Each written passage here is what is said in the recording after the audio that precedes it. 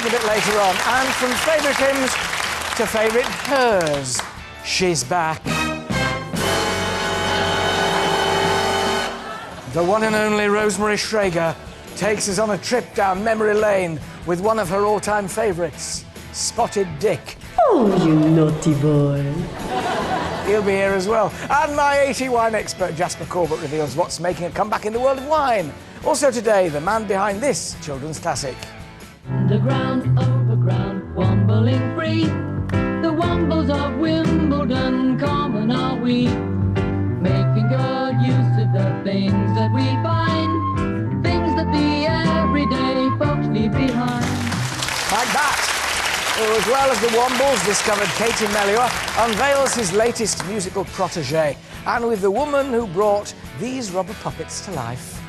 Ronnie. Yes, Mickey. It's Maggie. Oh, Maggie Mouse. Look, Ronnie, as a friend and ally, I thought I should have a quiet word with you. Oh, go ahead. Do something, for God's sake, you half-crazed, peanut-brain-out cowboy! Jan Ravens reveals why she's going from impressions to stand-up comedy. Plus, all this week, we're giving you the chance to win £10,000 cash. Yes, there's Tommy waving his wad at you. Details on how to enter coming up. And is the Queen of Pop about to marry her toy boy? Have I seen you somewhere before? You look familiar. You want to dance? Yeah. What was that, looking in the mirror then? That was the one on the left with the blonde hair. She's 51, he's 22, but are women becoming obsessed with younger men? No, they'd be far too old if they're obsessed with me, wouldn't they? Time now, though, to welcome my first guest, writer, broadcaster, agony aunt and relationship guru, Julie Peasgood, and Britain's best-loved baritone, Ali Jones. Welcome, you both. Good to see you. Lovely to see you. I was looking, I thought of you in a sort of oblique way this week, Ali, because I was looking at the papers, Julie, I don't know if you saw it as well, Emma Watson, who plays Hermione Granger in the Harry Potter films. Why were you thinking of me when you were looking at Emma Watson? Because I looked at him and I thought, it's magic. Oh! No. Pathetic, I know, but quick. But Never looking at caught it... short, Alan. Never caught short. Oh, no, I am sometimes caught short, but that's my age. I won't go any further than that. No, there's another joke anyway. But she didn't go to Cambridge. She's a very bright girl. She didn't go to Cambridge because she said she didn't want to be bothered. So she was going to the States. And she was at a football match the other day and she was completely mobbed. And I thought, the Americans, they've got Harry Potter as well. And then it occurred to me when I knew you were coming on, being the child star that you were, I mean, did you? Well, you were. No, I wasn't. You I was were a little huge when you were little. You were. Yeah, but I only had the grannies after me, unfortunately. Older women later, actually. We are, aren't we? Yeah, I've got no problem with older women, let me tell you. No, but I think she's been a bit delusional, isn't she? You know, as you say, Harry Potter is everywhere. It's global. So she's going to get recognised anywhere she goes. Yeah. She's not really, is she, going to, I would have thought, have a... Will she get a full university education in out there before she gets fed up, Julie, or will don't know, I think it'll all settle down. She does seem to be very sensible. She's got her head screwed on. But the bottom line is, if you're going to choose to star in multi-million-dollar movies, some of the most successful ever, you are going to have to accept a few bits of rough with the more considerable amounts of smooth, I would say. But also, you know, if you get recognised at a football match, who cares? I remember when I was 18, I was at Highbury then, watching my beloved Arsenal, and 9,000 people started a chant that went, Ala Jones, you're not singing anymore. And, you know, I felt a bit embarrassed, but, you know, then you think, oh, fantastic, you know, go with it. Something to tell your grandchildren, isn't it? Yeah, really? exactly. Now, I bet Mayor Boris is going to have something to tell his grandchildren after tonight, because Mayor Boris is starring in EastEnders. We have a special preview. Here it is. What do you think? Going to be all right? Is that who I think it is? Yeah, you said he was going to be around Walford Way. You wanted to give him a piece of your mind. Go on, now's your chance. Is that better? I'm going to have a pint of bitter. I just... Do you know, every time I see his hair, it gets worse. Somebody give him a comb. I don't know. He really fits in there. He does. I've got a sneaky feeling he might actually become a regular. Yeah. Honestly. He'll be killed off on Christmas lunchtime. Special edition. Is this the start of him becoming Ronald Reagan or Arnold Schwarzenegger? You know, they become movie stars. What a decision. I just want to finish this bit off with asking you. I mean, there's a new book come out, which is a fab book. It's called Bed in a Tree, and it is wonderful pictures of the most amazing hotel rooms. And so I just wanted to check with you. I'll show you some of these in it first. This is in a seashell. Look at this. Would you like that as a holiday location? 2 sort of apartments that are in the form of seashells. Yeah. That's in Isla Mujeres in Mexico, probably pronounced wrongly. This in the doghouse is a large dog called... This dog's called Sweet Willie. I don't know why I told you that. And that's in Idaho in the USA. And then there's this one, which was at Sabi Sand Reserve in South Africa. But I just wanted to ask you, where's the oddest place you've ever slept, Alice? Oh, you're asking me first, are you? I'll sleep anywhere, literally anywhere. Back of cars, trains, planes, anything. But I once checked into a hotel in the Falkland Islands. Oh, yes. I think I've stayed in that the lady said, we've got the suite for you. It's the Alan Titchmarsh Jim Davidson suite. I was like, right, so how many people have slept in this room? And she said, Alan Titchmarsh and Jim Davidson. Not together. Not together. No, really? Yeah. Oh, flattered. In the Malvinas Hotel. That's the one? Yeah. I stayed there. I haven't got time to ask you. Oh, a luggage rack in a train. Yeah. As long as you only slept there, that's fine. I did. Fine. Alan will be back later to talk about his new book, And Jewellery Returns When, as speculation grows about whether 51-year-old Madonna will marry 22-year-old Jesus, a marriage made in heaven. Keep up. We ask why are more and more older women obsessed with getting younger man. But for now, my thanks to Alec Jones and Julie Peasgood.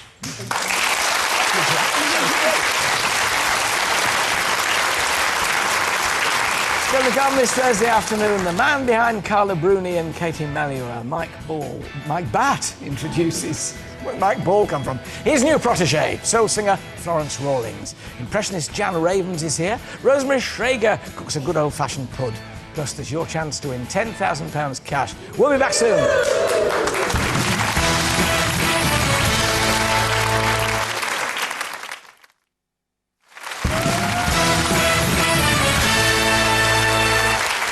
Great to have you back with us this Thursday afternoon. Still to come, Aled Jones on his favourite songs of praise, the woman who makes a good impression, Jan Ravens, plus an exclusive performance from the next big thing in music, soul singer Florence Rawlings is here.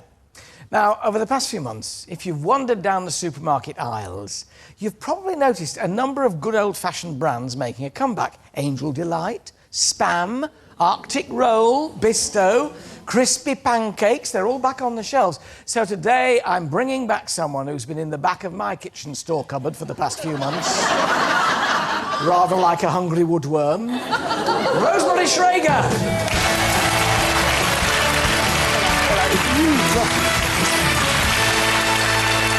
Well, the interesting thing is, Rosemary, I've been doing research. Rich tea biscuits, they've risen. Rich tea have risen by 50%, sales of those. Vimto has gone up by 41% sales. Right. Bird's custard sales have risen by 26%. And Horlicks, because we're all weary, has gone up by 18%. So, why do you like Horlicks? Well, you know, I think, first of all, nostalgia, but also simpler and cheaper times. Yeah. I think things are really difficult at the moment. You know, food has become very expensive and also complicated sometimes too. And it's just nostalgia, going back to our roots. That's what we want. Go to the earth. And whether it's in a packet, quite frankly. And also, Bird's custard, it's just dried sort of egg yolk and sort of things like that, and corn flour and flour, which we do anyway fresh. So why not? Your granny used to have a photograph of your granny who looked scarily like you with a very strange wig on. I know, when I saw it I thought, oh dear, that's it. Well, that's nostalgic food. Can I just tell you? No, I need to tell you this, seriously. My grandmother used to make us put cornflakes, yes, all over, actually not that one, it was another one, but at the same time, all over my bacon and eggs. Did she? Where that came from. Funny woman, your grandmother. No, I loved it. I loved it. Scatter cornflakes, ladies and gentlemen, over your bacon and eggs. Try Rosemary Schrager's latest recipe. So, talking of nostalgia, what are we making? Right, today we're making spotted dick. I'm not saying anything. Well, do you know something? Spotted Richard? No. Do you know, when I was told, actually, you've got to stay a Spotted Richard, I mean, the world is going balmy, and I mean that, it's going upside down. Absolutely right. Yeah. I mean, what is this all about? Well, on this programme, ladies and gentlemen, we shall be calling Spotted Dick Spotted Dick. Absolutely. And we shall not be calling Spatchcock Spatch Willy. It's fine. So, what are we... We're making Spotted Dick. Right, what do we need? I don't know what to say to that. What do we need? Don't say anything. Now, the first... I'm not going to. Now, the first... In the bowl. In the bowl. All we're going to do is, it's very simple. We're going to put our suet. What's in there already? Lots in there. Flour? No, we've got flour in there. What sort of Lovely flour? plain flour in there. Plain flour. We've got sugar. Pop it all in, bung it all in. You've got your baking soda, raising, you know, whatever, All of rising it, age, all of it, bung it all in. I'm bunging. Come on, take it slow, you don't have to go so quickly. And, and we're now going to put in our melted butter, and we're now going to put in our cream, and we're now going to put in our milk, and then we're going to mix it all up. Cream, milk. Put it all in, put it all in. Come I'm putting it all in. Yes, now. Right, what kind of cream? stir Single it cream, in. double cream, Yes, whipping double cream? double cream. It's Double always cream. best to use double cream when you're doing this. Do it all this and really get it so it becomes a sort of thick. Oh, it's become thick. Thick. Good. Get it all Become in. very thick. Good, that's fine. Now, what we Even do... lumpy. No, even lumpy. You just keep going. Just keep going. Yeah, OK, what next? No, just keep going. Once it's in. Oh, it's just fine. It's in. It's in. Yes, it looks like sort of... No, just keep going with it. Come on, keep dough. mixing it. It's like except I'm getting it all over. Do you know what? I'm going to use my fingers. Do you know, it's very funny. I'm getting it all over as well. No, keep going. Well, how long for? We've only got an hour for this programme. Now, go on. Just keep going. Yeah. Put it all in. And be sure to wear a dark suit, boys and girls. Yes, but just take it. Oh, it's going into a big lump now. Big lump. Is that right? Yes, that's right. Big lump. Now, what we want to do is pop in the raisins before it continues to go down. And there's lemon juice in there. Right. So put it all in. So why is it called Dick? Well, because it's called... No, spotted. But the thing is... No, but I mean, see the spots. I'm putting the spots in now. Come on, get working. It's the Dick I don't know bit why it's called Dick, so just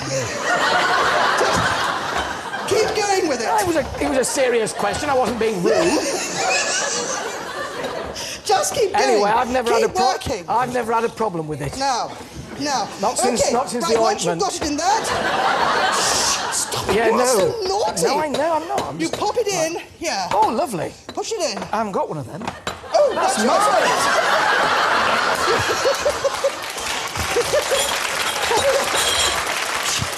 Don't clap him, don't clap him, don't clap him. Don't encourage him. Don't encourage him. This is terrible. Right, go down to our bowl. This is our communal bowl. I give up. This is only the first day. Sorry. I give up. OK, what's this? I have to go down into the cellar. What's this? Right. Stop it. Sorry, stop it. OK, right, what's on now? Now, what we're going to do is just Don't clean up. mess around with Clean up. food. Right, what I'd like you to do, we're going to take and then clean up. Was this was yours? No. Mine was better than that. OK, right. Now what you're going to do is we're going to take that. You're now going to take this. Now, two greaseproof it's very papers. important to have 2 layers, all right? Of greaseproof? One greaseproof and one of the tin foil. Shiny way off or doesn't matter? Doesn't matter. Now, we're going to double it, like this. Yeah. We're going to bring this round. Were you a brownie? No, I wasn't. Actually, I was actually. You were a chocolate brownie. I was a brownie. But not for long. Sorry. I had a chocolate brownie. Yeah. I'll take that as a compliment, Alan. I will. I've got yes, lots in sweetheart. I've got lots in mine. Chocolate, come on, just concentrate. Concentrate. Right, we don't have long. Now, we're just going to put on the tie a knot. That's it. Do it like this. It's easy for you to say that. It's very difficult to do. Right. Now we're going to bring it over like this. Right. Yeah, I've got it now. All right. We're going to bring it over to get. Finger. Oh, I haven't got anything No, left. you don't need a finger. Just no. There's a trick. No, just you do yours, because then we've got one done at least. All right. So we're going to do this, and we're going to pop this into here. Yeah. Now hang on. Just. Shh. And when you've done that... I've got to do this. Hang on, there we are. Right, put this into here. Quickly do a little knot into there. We need to get on. Yeah, OK, we're just going now. Can you, Alan, get the other one out? Get that one out. Right, there's my little thing. Yeah, very nice, very good. You're going to put that... Am I doing it by its... Now, be careful how you pick it up, I am. You? It's very hot. Yes. Isn't this absolutely gorgeous? I know. Now, what I'd like you to do, listen carefully, Well, we're out of time, so hurry up. No, OK. What I'd like you to do Don't cut your finger. Invert it onto the plate. Shall I just turn it upside down instead? No, don't do that. Just do that. Oh, invert it on the plate. No, don't do that. That's it. Just do it. That's it. Wait. No, just get out here. Oh, be careful!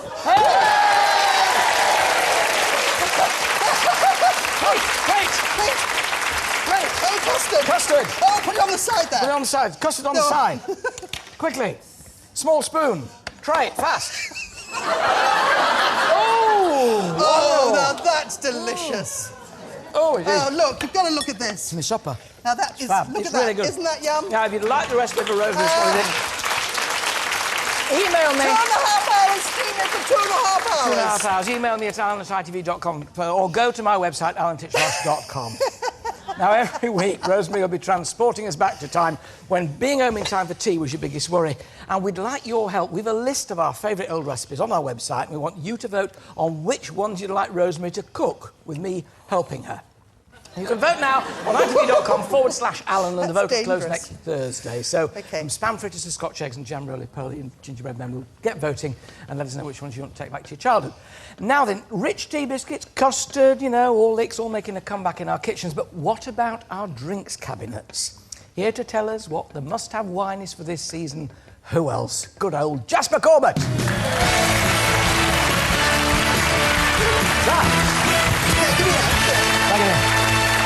Oh, Jasper. Now, what have we got here, then?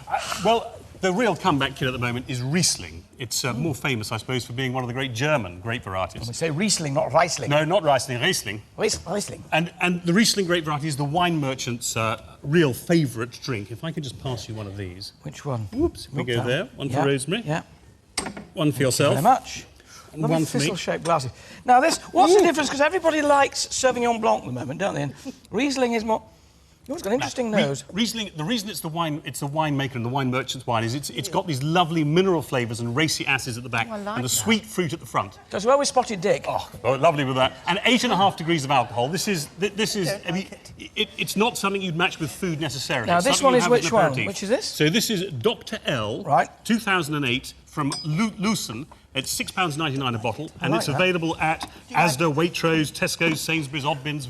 Widely available. Right, and the next one? And the next one, number 2, we are going down to New Zealand. So, same grape variety. Yep. Riesling was always famous for coming from Germany, but it's now grown widely around the globe. Oh, this is quite different. And this is much drier, isn't it? It is. And a bit more alcohol. It's 12 degrees of alcohol. And this is £7.99. And this is available from Threshers and from Asda and Actually, Tesco's. it's wonderfully refreshing. And the last one?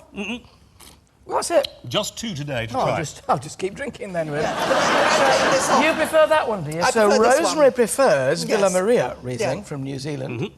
And I like the Dr. L, actually. Can we see the bottle for that one? There you go. So it's these two. So do try them. I tell you seriously, with pudding and custard, they're fabulous. They're lovely. They really work and with well. Asian food, anything with cream involved, they go very well indeed. My thanks to Jasper Corbett and Rosemary Schrager. Thank you.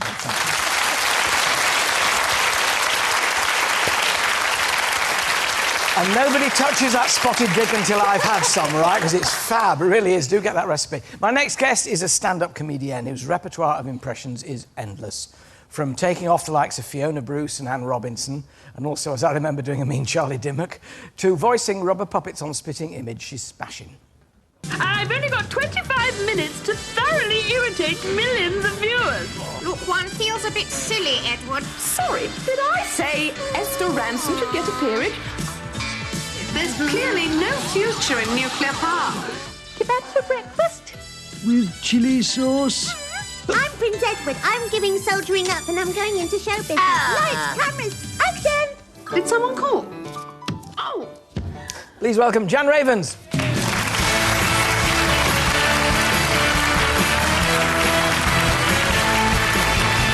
There she are. It's good to see you. Come in. Over there. Jan, are you, when you're at home, do people ask you a question or ask you something, then you could be anybody when you reply, or do you really not mix business with pleasure? No, I really don't mix business with pleasure, and people also sort of say to me when I'm at a party, oh, you'll be doing me next, you'll be doing me, but I'm really not like that. It's like, you know, I watch rubbish telly and take the mickey out of it, you know, that's what I do for my living, and I don't do it at home. But you make light of what you do, because presumably it takes a lot of work to get somebody absolutely right, doesn't it? It does take a lot of work. When you're given somebody to do that's in it, like in a topical news story or something like that. Like, I remember when I was first asked to do Tessa Jowell. Now, Tessa Jowell has got that very sibilant S and always sounds absolutely terrified. As Minister for the Olympics, she's the person that you'd least want as project manager in charge of your loft conversion. But, you know, yeah, but when you first see all, like, for example, all those female Labour politicians, at first they seem kind of extraordinarily similar. I mean, if you think of Harriet Harman, you know, Jackie Smith, Tessa Jowell, you sort of think, now which one is which? Yeah. So it's the impressionist's job to be like a cartoonist, like a caricaturist, really. Yeah. You know, you're exaggerating foibles that people will go, oh, yes, she does that. But then, of course, tomorrow they may be out of government and you've lost, you know, a livelihood in a way. So aren't you better sticking with personalities, if you like, newsreaders, Fiona Bruce? Well, yes. I mean, when I first saw Fiona Bruce reading the news, you know, I couldn't believe it, you know. You know how to read the news, don't you? Just put your lips together and blow. You know, I mean, just simmering away at the camera. You know, it's not just my eyebrows that go up and down all night. So, yeah, Fiona has been a great gift. I mean, I love all those newsreaders. They must have a danger then of thinking they're turning into your impersonation of them, I should think, really. Well, yes. I mean, there are worse things than to be, you know, portrayed as an untouchable sex goddess. So, you know, Fiona hasn't done too badly. What do you do with Kirsty Wark? Because she's quite Kirsty Wark is so good, you know, that she's so on it, you know, that all that we could really do with Kirsty Wark was give her silly song titles to say, like, you know, they tried to make me go to rehab. I said, no, no, no, more on that story later. Because, you know, what can you do with somebody who's so good at their job, you know? Are you forever then with an eye to the future? You must look at people and thinking, I won't waste time on them because they'll be here today and gone tomorrow, but here's an up-and-comer, I'll keep an eye on this one. I mean. Well, I don't know. I did have a bit of a thing this year with Hazel Blears. You know, Hazel Blears, not wearing a badge anymore saying rocking the boat, but cocking it up. And, you know, talking about the Labour Party's expenses and all that business. And then she was gone, you know, because when I started doing the tour that I'm doing around the country at the moment, I started at the beginning of May, when, of course, it was all kicking off. So the stories were changing, you know, from one week to the next. So, you know, I did have to keep doing. Then Joanna Lumley came in and started talking about the Gurkhas and how she'd met with the Prime Minister, Gordon Brown. Oh, you know, all that business. Oh. And anyway, I'm still on tour, and you know, you've got a big gig next week as well, I think. Yes, I've got a big gig next week. I'm doing a big gala for a charity that I'm patron of called Changing Faces, and we're doing a gala at the Lyric Theatre in Shaftesbury Avenue, and yes, so we're very excited about that. We saw Monday night. Their Spitting Image with. There were several of you doing. Well, it was Mrs. T then, now Lady T. Well, Mrs. T, of course, was done by a man, Steve Mallon, very famously. Yes, he just did the best Maggie of anybody, so it was rather galling, really, for all us female performers, you know. Starring role comes along, bloke does it, but, you know, he was very good I'll let you say goodbye in your favourite one of the moment. Do you want to pick one to say goodbye? And anybody in particular comes to mind? Well, my favourite's always been Ellen MacArthur, the Around the World Yachtswoman, because she's just really, I don't know what I'm going to do. I'm really, really tired, and now I've got to say goodbye on the Ellen Titchmarsh, so I've got to climb up the mast and mend the sail before I do it.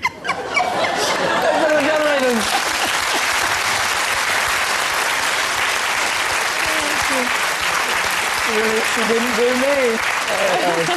Still to come on Thursday's AT show, the nation's favourite choir boy, Aled Jones, is here. The man behind the Wombles and Katie Melua introduces his new musical protégé, that's Florence Rawlings. As Madonna plans to wed her young buck, we ask, are women becoming more and more obsessed with landing a younger man? And there's your chance to win £10,000 cash. We'll be back soon.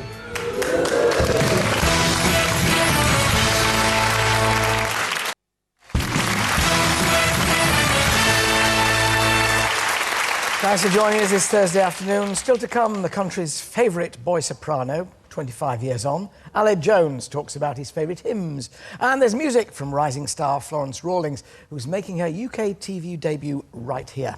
But now, this week, speculation is rife about whether 51-year-old Madonna will marry her 22-year-old lover, Jesus Luz. Older women in America have now been branded cougars for their predatory attempts at landing a younger man. 50 years age, just 50 years ago, just 15% of married women had a younger husband, 15%. Today, it's almost double that. Most of us think it's men who are more likely to crave a pretty young woman on their arm, but isn't it the women who've become obsessed with getting a younger model. Here to discuss are author of The Toy Boy Diaries, Wendy Salisbury, broadcaster Paul Ross and Julie Peasgood. Wendy, now I gather as well as writing The Toy Boy Diaries, you are actually in that situation. Your current squeeze, as they use that word, is somewhat younger than yourself. Yes, I'm seeing a man of 35 at the moment. Which I need then to be very indelicate and ask you how old you are. You need to do the maths. I'm 63. Good gracious me. There'll be a lot of women saying I'll have what she's on, really. So what is it about this relationship with somebody 30-odd years younger then? Well, it's not just the relationship with someone 30 years younger, it's a whole change in society at the moment, whereby older women, and women in general, are empowered to make their own choices. And we don't necessarily want to be with men our own age or older, because we're vibrant, active, sexy women who've got lots of life left in us, and we are... Well, that's something that can certainly be applied to Julie Peasgood. Julie, are you of this feeling? No, I'm not. I mean, I applaud what you say. And I mean, my husband Patrick is 3 months younger than me, and that's as toy boy as I get, I'm afraid. I do. I mean, I would never condemn anybody's choice of partner. Wendy obviously makes it work. Madonna's making it work. I can only speak personally. And for me, I had a brief dalliance with a man younger than me once, about 12 years younger. We just didn't have the same points of reference. We weren't ultimately compatible, and at the end of the day, give me a few wrinkles and wobbly bits any day, because they'll match mine. You see, Paul is looking at me as though he's got quite a few points of reference of his own. I mean, would you like an older woman? Because that's what it would be. I mean, See, I think now that I'm in my 50s, that will be fine. But I think the difference is with Madonna, he is 28, 29 years younger. He's 22. She must have pop socks older than that. Yeah. She's got tights older than that. But if you had a woman older than that, Ross she'd be in her 80s, you see, if the age gap with you. Would you like a woman I think in the her thing 80s? about it is, and to take what Julie was saying, it's that thing about what the dickens must they talk about? Now, we know men apparently reach their sexual peak at the age of 19. Women, it's in the early 30s, OK? But given that that's probably 8 minutes every other day on a good week, what else do they talk about for the other 23 hours and 52 minutes of the day? What can they have in common? Well, let's find out. Yes, What you'd do be they have? very surprised. I do have my best conversations with younger men. Just as an example, I'm going out tonight with a man of 68 for dinner, and I know that he's going to spend the whole evening talking about his prostate. Now, that, for me, is not a great date. If I'm with a younger I'd worry man... even more, Wendy, if he started to show you it. If he only talks about it, fair dues. I mean, you know. I would rather be with a younger man who's talking about the travels that he's done, his education, which is certainly more recent than mine, his future, his career. Younger people are positive, they're active, they're enthusiastic about the future. Older men are more set on the past. By the same token, I think men, I mean, I know, when I was 22, I was practically still needing to be burped by my mum. I mean, men mature so slowly. Same here. And you can imagine Madonna's boyfriend is probably back there with the PlayStation 3 and the takeaway burger, and he wants Cartoon Network, and you think, until men hit their 30s, they're not even worth talking to, I wouldn't have thought. Funny Paul should say that. I never forget Stephanie Beecham, who was my ex-sister-in-law, telling a very funny story against herself. She walked into a big celebrity bash with an extremely young man on her arm, and somebody turned around and said, "What are you going to do after dinner? Burp him?" Which But we do come round, when it comes down to this big age gap, what about the difference in stamina, Wendy? I mean, you know... Well, I can't compare the difference in stamina because I haven't had the experiences with older men, but I do understand No, that, but I'm thinking about you keeping up with him. I mean, That's not a problem. I do yoga and Pilates. I'm very careful with my diet. I keep myself very fit. I walk my grandchildren round the park. I play with them. And so that keeps me, you know, that sort of ups my energy levels. They do say as men get older, it takes us all night to do what we used to do all night.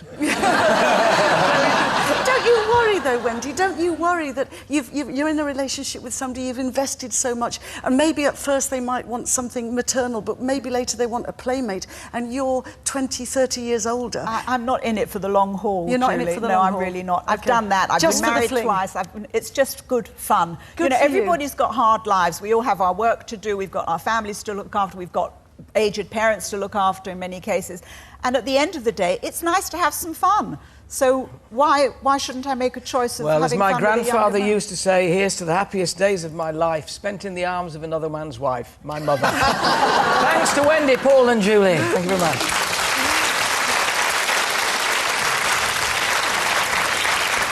come on Thursday's AT Show. Aled Jones is here to talk about his new book. We meet the man behind some of the UK's biggest songs, and there's your chance to win £10,000 cash. Back in a moment.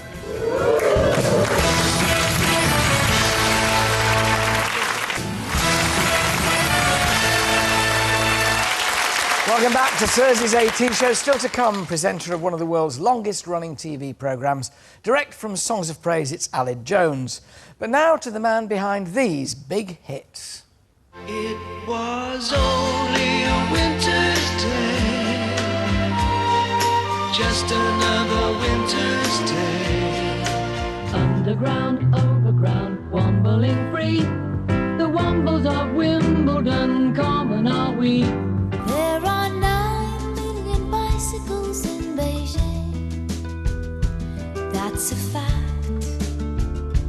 It's a thing we can't deny.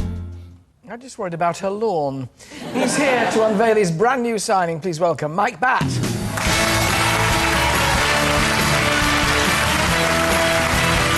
Hi, welcome. Good to see you. Have a seat. Now, we know you as a mean judge of The Voice. I mean, Katie Melua were there. You know, we won't go back on the Wombles. It was an awful long time ago, but hugely successful. But Carla Bruni, which I hadn't realised, you were behind her sort of singing career. Indeed. Yeah. Yes, the little record label I run, which is the label that handles Katie Melua and Florence, who I'm going to introduce you to. We pick up other things from various countries, and so Carla was one of those. Marianne Faithfull, for example, records in Paris, is a friend of Carla Bruni, so that's what we're doing with... That's how we bring artists into our record label. Now, tell me the story of Florence. It's quite remarkable, because she came to you with this astonishing voice when she was something like 13, and you said, go away, but keep checking in with me, didn't you? Is that right? Yes, I was looking for someone to work with, and in fact, that week had just met Katie Melua, who was 18, and I thought, job done, we've found the person I'm going to be working with. And then I had a call from the Sylvia Young Stage School, who said, well, we've just got one person, she's 13 years old, she just comes to us for vocal lessons on Saturdays. Is that any good? And I thought, well, probably not, but send her along. So she came along with her mum, and she sang, and I played the piano. She sang something from Porgy and Bess, actually. And she sounded so good. She sounded like a 40-year-old singing in terms of the vocal quality. At 13. Yes, I thought, really, you don't want to be, with great respect, the next Lena Zaffaroni. Yeah, I'd burn out quickly. Exactly. Well, so you bided your time. She's now 20. Time we met her, I think. The star of the future. Please welcome Florence Rawlings.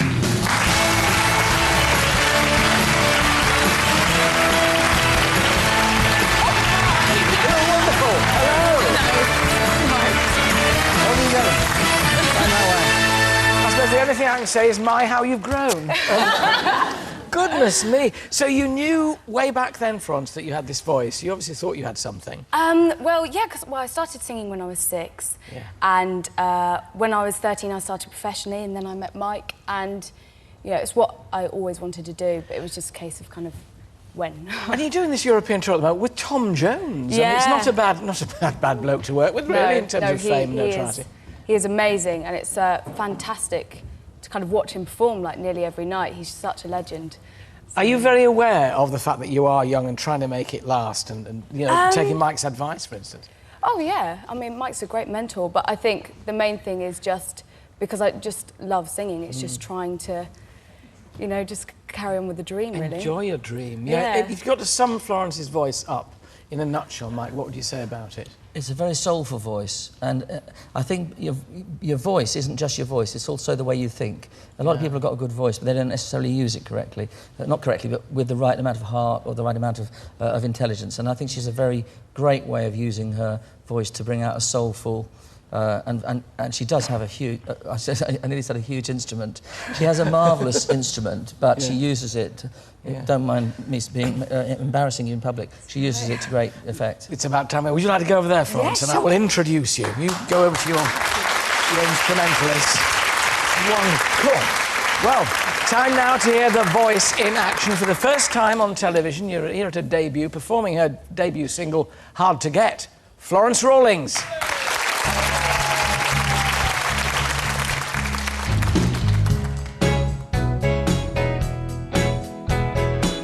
You shouldn't have played so hard to get.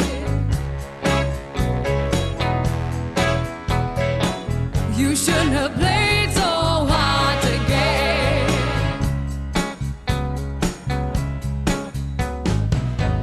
I would have come running if you called my name,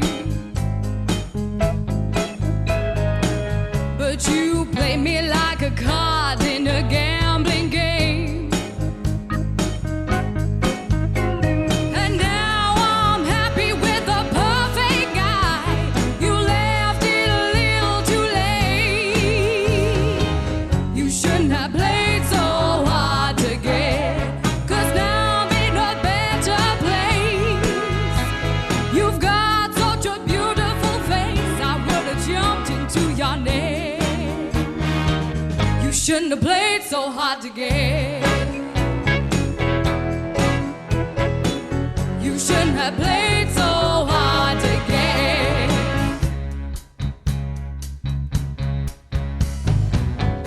You knew that we could have had a love so strong. I waited, but I could only wait so long. And now I'm living in a perfect world. You left it a little too late. You shouldn't have played so hard to get, 'cause now I'm in a better place. You've got such a beautiful face, I would have jumped into your net. You shouldn't have played so hard to get. You shouldn't have played so hard to get. And now you're playing the crying game. You say that it's never gonna be the same, but honey, you've only got yourself to blame. And you know why, 'cause time flies by. You shouldn't have played so hard to get, 'cause now I'm in a better place. You've got such a beautiful face, I would have jumped into your net. You shouldn't have played so hard to get. You shouldn't have played so, no. You shouldn't have played so hard to get.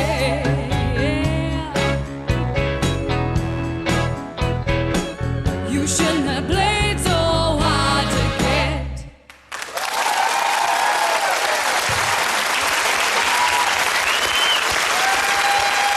Wow. Thank you. Wow. Wow, wow, wow. You saw it here first. Florence's album, A Fool in Love, available to download now. Wonderful. We'll be hearing more of her. Now, my final guest today is a singer, TV presenter and author who's been wooing the nation for a quarter of a century, which is hard to believe considering he's not even 40. Please welcome Aled Jones. Good to see you. You're welcome. You're very welcome. Oh, dear. I was riffling through it at home. 40 favourite hymns and thinking, how on earth could he get it down to 40? Was it hard getting it down to 40? It was impossible. It should be 100. It really should. There's so many stories to tell with these hymns, you know. And I've been singing them since I was 3. And so I thought now was a good time to put it down on paper. Yeah, because it's not just the stories behind the hymns, it's your stories and how they relate to you and where you've sung them. Yeah, for instance, you know, Guide Me, O Thou Great Redeemer, you know, Come Rhondda, singing with Catherine Jenkins and Bryn Terfel in the Millennium Stadium, 70,000 people singing along with us. You can feel people's breath hit you. And then Wales going on to beat England in the rugby. Yes, well, there's a downside to every engagement. But there we are. You must have, do you still pinch yourself at things like that when you sing, you know, with Bryn and with Catherine? Yeah, well, especially when you say I've been around for a quarter of a century. Kind of scary. Yeah, no, I'm like Matt said, I kind of, Mike, sorry, I love singing. So any opportunity to sing, whether it's a hymn or, you know, a popular song, then that's me, you know, that's my first love. You clearly take great joy in doing songs of praise. You've been with it for quite some time now. I learned everything from you. Stop it. Terry Wogan's my illegitimate radio dad and you're my TV dad. Yeah, we'll speak about this. Yes, but Dad. you've managed to do it without being holier than thou or parsimonious or goody-goody or all that, you know. I hope you've so. Still been, you know, and that's, no, it's a tricky thing to do. Well, I'm not holier than thou. You know, I'm a normal boy who swears occasionally, drinks lots of wine, and has a good time. But I still have a faith. I still believe in God, and I still love singing that music. You know, what brought me back to singing as an adult were hymns. Dear Lord and Father of Mankind, and How Great Thou Art, which you sang magnificently on the top of the show. Yes, with a little help from my friends. I'm sure he was miming. I was singing very quietly, I'll tell you that much. It's a good trick, isn't it, when you've got a fine choir around you? Yeah, sing quiet. But you keep clearly... You had that gap, do you remember? Well, I remember it vividly, because we met... The first time we ever met was when I was the gardening expert on Breakfast Time. You gave me some Wimbledon grass to take back to Wales. I'd been to Wimbledon. And it died. No. It was seed, and you were responsible for sowing it, so if it died, it's your fault. It was Dad's fault, actually, but... you were a little lad. I was 12. But then you had to stop. When well, the voice what happens broke, is the boy's voice breaks, and you know, I was threatened with the operation quite a few times. Once by a very famous composer in a studio in Wembley. I was singing for the film Santa Claus the Movie with Dudley Moore. I'm the voice that starts it, kind of going, "Every Christmas Eve we are part of them." Anyway, I was singing. I can't sing that high anymore. And this American composer just went, "Get the knife. We'll do it right here." All he saw was me looking at my mother rather worriedly. What does he mean? Yeah. I had about 4 years off, but you know, I went to Japan and did some stuff there, started doing some TV, started doing some radio, and all that's continued, really. Are you happy with the voice that you were left with, as it were, or that developed after that? Well, I would have rather sounded like Pavarotti, but thanks for bringing it up. No, I mean, you have the most divine voice. I'd kill for it. What I like more than anything is that the feeling I had as a kid has come back as an adult, so I can put my own stamp on everything I do. You know, it takes me to a different place when I sing. So, and to start with, as a man, that wasn't there, but it's come back. That was the remarkable thing about you as a treble, was that it wasn't just that you had a beautiful voice. It was the soulfulness. It was the fact that something was happening inside your head. You were living through your voice in a way. That sounds a very odd way of saying it, but there was so much passion and soul in it. Can you look back at those shots of you singing now, probably almost as though you were another person, and can you see why you were so revered? No, not at all. All I see is a really dodgy haircut and usually really bad bow ties or, you know, ties. But, you know, it feels like it's somebody else. You know, it was 4 years, 16 albums, and performances in America, Japan, all over the world, Rome. But I wouldn't have missed it for the world, you know. Well, from Japan and Rome, you're going to be in Salford this Christmas. Yay! Doing White Christmas. The Irving Berlin White Christmas, the musical in the Lowry Theatre. Yeah, I'm playing Bing Crosby.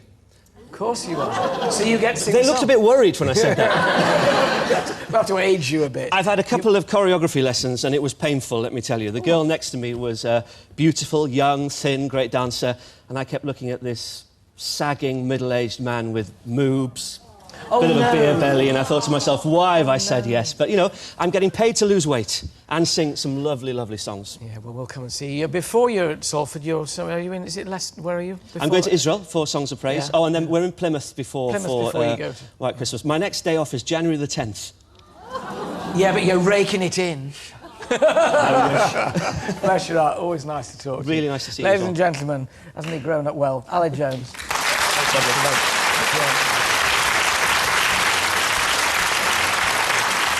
Well, it was all human life on this programme. That's it for today. But tomorrow, Cherie Blair on Life Before, During and After Downing Street. There's another gardening masterclass with yours truly, memory place, with comedian and actor Roy Hudd. And 18-year-old pop sensation Pixie Lott sings an exclusive track from her new album. See you tomorrow at 3. Bye-bye for now. Well done, love.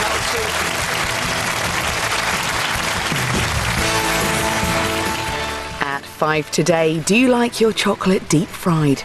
Or more importantly, will the judges? Find out in Britain's Best Dish. Next, the timing of an email proves crucial in Midsummer Murders.